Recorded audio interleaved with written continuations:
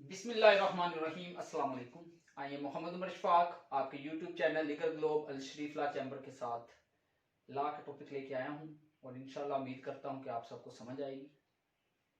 First of all, आज जो हमारा लॉ का टॉपिक है ये लैट के students LLB part 1 LLB part 3 के लिए बहुत ज्यादा इंपॉर्टेंट है। बिकॉज जब आप लॉ में आते हैं तो बेसिकली आपको पता होना चाहिए कि लॉ है क्या। जो हम टर्म यूज करते हैं लॉ, उससे हम मीनिंग क्या लेते हैं। एक बात अपने जहन में रखिए कि लॉ को डिफाइन करना बहुत ही डिफिकल्ट है। ये बहुत वास्ट फील्ड है, बहुत वास्ट टर्म है। लॉ को डिफाइन नहीं किया जा सकता। और कुछ जूरिस्ट तो ये कहते हैं कि there is no definition of law, कि लॉ की कोई डेफिनेशन ही नहीं है, तो क्या हम लॉ को डिफाइन नहीं करेंगे? ऐसी बात नहीं है। हम फिर भी लॉ को डिफाइन करने की एक अच्छी कोशिश करेंगे, ताकि हमसे अगर कोई पूछता है कि लॉ से मुराद क्या है, जाहिर बात है हम लैट की तैयारी कर रहे हैं, LLB की तैयारी कर रहे हैं, ख्वाह वो किसी भी पार्ट की कर रहे हैं, तो हमें पता होना चाहिए जो टर्म लॉ पढ़ रहे हैं हम, इससे मीनिंग क्या है, इस लफ्ज का मतलब क्या है। इसके लिए मैं दो स्कूल ऑफ थॉट्स आपके लिए लेके आया हूं जिनके ऊपर लॉ का इन्हिसार है। यानी कि अगर हम लॉ को डिफाइन करना चाहें तो हम इन स्कूल ऑफ थॉट्स के जरिए लॉ को डिफाइन कर सकते हैं। फर्स्ट स्कूल ऑफ थॉट है नेचुरलिज्म। नेचुरलिज्म ऐसा स्कूल ऑफ थॉट है जो बहुत पुराना है, ठीक है, जो कई सदियों से चला आ रहा है और जिसे हम कह सकते हैं ये हिस्टोरिकल स्कूल ऑफ थॉट है, या ये कह सकते हैं ये बहुत पुराना स्कूल ऑफ थॉट है। जो है पॉजिटिज्म, ये है actual school of thought, recent school of thought, उसको हम कहते हैं पॉजिटिज्म। तो जाहिर बात है, तो हम एक चीज की हिस्ट्री भी यानी कि उसको जांचेंगे कि पुराने जमाने में लॉ को किस तरह डिफाइन किया जा सकता था, और ये भी जांचेंगे कि मौजूदा जमाने में रिसेंट डेफिनेशन ऑफ लॉ क्या है। तो मेरे ख्याल से सबसे पहले हमें नेचुरलिज्म को डिस्कस कर लेना चाहिए, ताकि आपका कॉन्सेप्ट क्लियर हो जाए कि पुराने जमाने में किस तरह लॉ को डिफाइन किया जा सकता था और इस जमाने में लॉ को किस तरह डिफाइन किया जा सकता है। तो इसके अंदर नेचुरलिज्म की जो थ्योरी थी ना, जो नेचुरलिज्म स्कूल ऑफ थॉट था, इसमें बेसिकली जो फॉल करती है वो करती है नेचुरल थ्योरी ऑफ लॉ, या जिसको हम कह सकते हैं डिवाइन लॉ, क्योंकि ये डिवाइन लॉ पे बहुत ज्यादा बेस करती है। तो ये डेफिनेशन पढ़ाने का मकसद सिर्फ और सिर्फ ये है कि आप ये जान सकें कि पुराने जमाने में लॉ को किस तरह डिफाइन किया जाता था। तो इसके बारे में मैं 3 पॉइंट्स के जरिए इसको आपको पढ़ा दूंगा, ताकि आपके जहन में कॉन्सेप्ट बन जाए कि नेचुरल थ्योरी ऑफ लॉ क्या कहती है, या नेचुरलिज्म का कॉन्सेप्ट क्या है।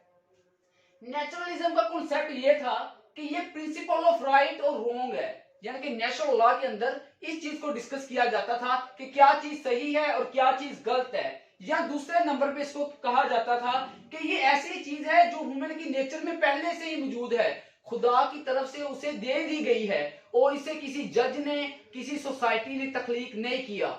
इन 3 चीजों पे बस ये चीज मुनहसर होती थी, बाकी किसी भी चीज को इसके अंदर शामिल नहीं किया जाता था।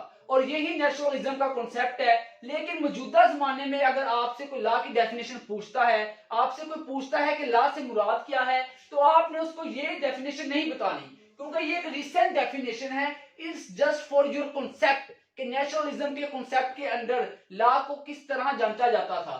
अब हम करेंगे पॉजिटिविज्म की डेफिनेशन। ये बहुत अच्छी डेफिनेशंस हैं। मैं भी अक्सर मुझसे कोई पूछता है कि आप लॉ की डेफिनेशन बताएं, तो मैं उसको यही डेफिनेशन बताता हूं जो हमारी पॉजिटिविज्म की डेफिनेशन है। तो ऑस्टन है, ऑस्टन ये डेफिनेशन बहुत ही खूबसूरत अंदाज से दी है। ऑस्टन के मुताबिक लॉ क्या है? ऑस्टन कहता है लॉ एक कमांड है, यानी कि एक हुक्म है। अब ये हुक्म किस तरह का हुक्म है, अब मैं आपको एक मिसाल के जरिए से वाजिया करूंगा। अगर आपको कोई कहता है बैठ जाओ, अगर आपको कोई कहता है बैठ जाओ, अब ये क्या है, उसकी रिक्वेस्ट भी हो सकती है, उसकी आपसे डायरेक्ट बात भी हो सकती है।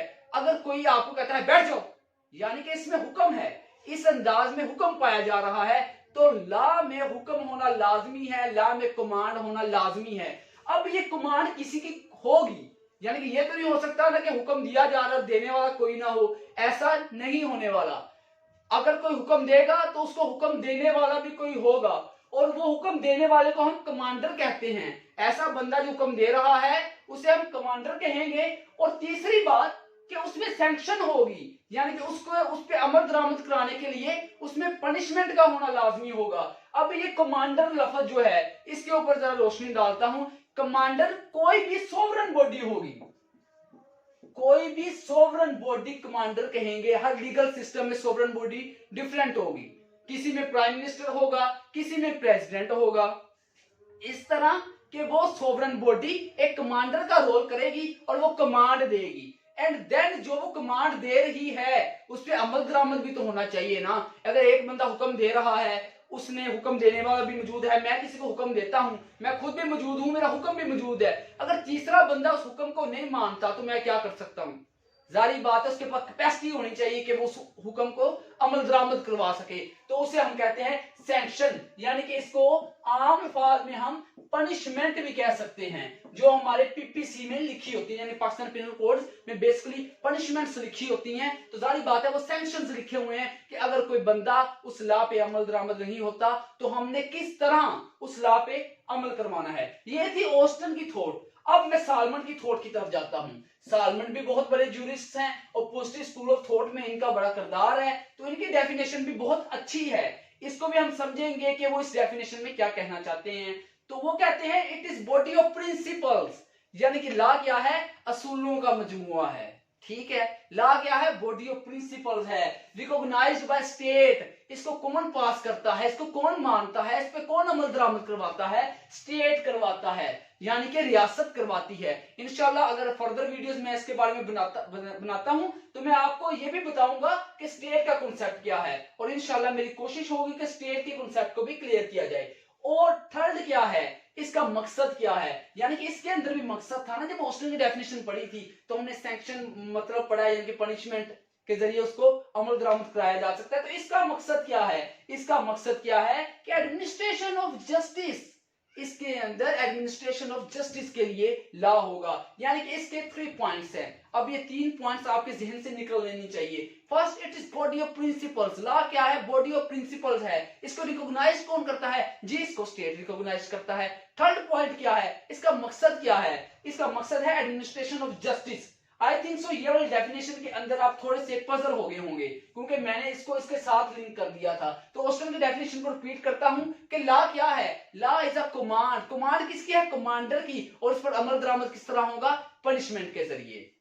हमने पॉजिटिव स्कूल ऑफ थॉट भी पढ़ा, नेशनलिज्म का कॉन्सेप्ट भी पढ़ा, यानी कि पॉजिटिविज्म और नेशनलिज्म को हमने कंपेयर करने की कोशिश की कि किस तरह दोनों स्कूल ऑफ थॉट लॉ को बयान करते हैं। अगर आइंदा आपसे लॉ के बारे में कोई भी बंदा डेफिनेशन पूछता है तो कोशिश कीजिए उसको आप ऑस्टन की डेफिनेशन को समझा दें, उसका लॉ का कॉन्सेप्ट क्लियर हो जाएगा। या आप उसको सालमन की डेफिनेशन समझा दें, उसका लॉ का कॉन्सेप्ट क्लियर हो जाएगा। दोनों स्कूल ऑफ थॉट्स के कुछ पॉजिटिव पहलू भी हैं, कुछ नेगेटिव पहलू भी हैं। इसको आप ये ना समझे कि ये पॉजिटिविज्म जो स्कूल ऑफ थॉट है ये 100% है। इंशाल्लाह अगर हम आगे चलेंगे, इसमें मैं आपको थ्योरीज पढ़ाऊंगा तो उसके अंदर मैं आपको बताऊंगा कि इसके अंदर नेगेटिव पहलू कौन से थे, इसके अंदर नेगेटिव पहलू कौन से थे, इनके ऊपर क्रिटिसिज्म किस तरह किया जा सकता था, आपको ये मैं अच्छे तरीके से समझा दूंगा। अब एक डेफिनेशन जो है मैंने खुद बनाई है, ताकि लॉ के बारे में अगर आपसे कोई जनरल डेफिनेशन पूछे, जी लॉ क्या है, आप ना सालमन का हवाला देना, ऑस्टन का, ना किसी और जूरिस्ट का,